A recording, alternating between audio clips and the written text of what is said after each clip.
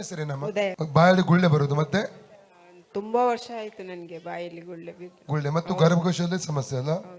ತುಂಬಾ ವರ್ಷ ಆಯ್ತು ಅದು ನೋವು. ಬ್ರೆಸ್ಟ್ ನೋವು ಉಂಟು ಈಗಮ್ಮ? ಹೌದು ಓಕೆ ಓಕೆ ಆಯ್ತು. ಅದು ಗೆಡ್ಡೆ ತರ ಸ್ವಲ್ಪ. ಯೇಸುವಿನ ಅಧಿಕಾರದ ನಾಮದಲ್ಲಿ ಗರ್ಭಕೋಶದ ಸಮಸ್ಯೆ ನೀಗಲ್ಪಡಲಿ. ಗರ್ಭಕೋಶದ ಹಿಂದಿರುವ ರೋಗಾತ್ಮವನ್ನು ಡಿಸ್ಕನೆಕ್ಟ್ ಮಾಡ್ತಾ ಇದ್ದಾನೆ. ಬ್ರಸ್ಟಿನ ನೋವು ಈಗಲೇ ಬಿಟ್ಟು ಹೋಗಲಿ. Out in Jesus. ಬ್ರಸ್ಟ್ ಫ್ರೀ ಆಗಲಿ, ಬ್ರಸ್ಟ್ ಫ್ರೀ ಆಗಲಿ, ಬ್ರಸ್ಟ್ ನೋವು ಬಿಟ್ಟು ಹೋಗಲಿ. ಅದರ ಹಿಂದಿರುವ ದುರಾತ್ಮವನ್ನು ಡಿಸ್ಕನೆಕ್ಟ್ ಮಾಡ್ತೀನಿ ಶ್ರಮದಲ್ಲಿ.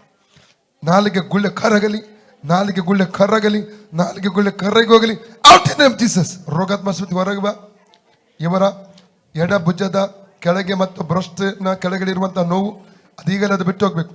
ಎರಕ್ಕೆ ಕೊಡೋದು, ತಿರುಗಿ ಬರಕ್ಕೆ ಕೊಡೋದು. Out in Jesus. ಪೂರ್ಣವಾಗಿ ಕಿತ್ತೋ ಕಿತ್ತೋ. ಕರ್ತನ ಯೇಸು ಕ್ರಿಸ್ತನ ಭಾಷಣಗಳ ಮೂಲಕ ತಾಯಿ ಗುಣವಾಯಿತು. Free in the name of Jesus. ಈಗ ನೋಡಿ ಅಮ್ಮ, ಪೂರ್ಣವಾಗಿ ಹೋಯ್ತಲ್ಲ? Okay okay. ನೋವು ಹೋಯ್ತಾ ನೋಡಿ, ಅದು ನಾಲಿಗೆದ್ದು ಇಲ್ಲ ಅಲ್ಲ? ಇಲ್ಲ ಇಲ್ಲ ಈಗ ಉರಿ ಉಂಟಾ? ಈಗ ಇಲ್ಲ. ಈಗ ಇಲ್ಲ ಅಲ್ಲ? ಓಕೆ. ಇದು ಹೋಯ್ತಲ್ಲ? ಓಕೆ. ಯೇಸುವೆ ಸೌಖ್ಯ ಕೊಟ್ಟದಕ್ಕಾಗಿ ಸೌಖ್ಯ ಕೊಟ್ಟದ್ದಕ್ಕೆ ನಿನಗೆ ಸ್ತೋತ್ರ. ಸ್ತೋತ್ರ. ಓಕೆ.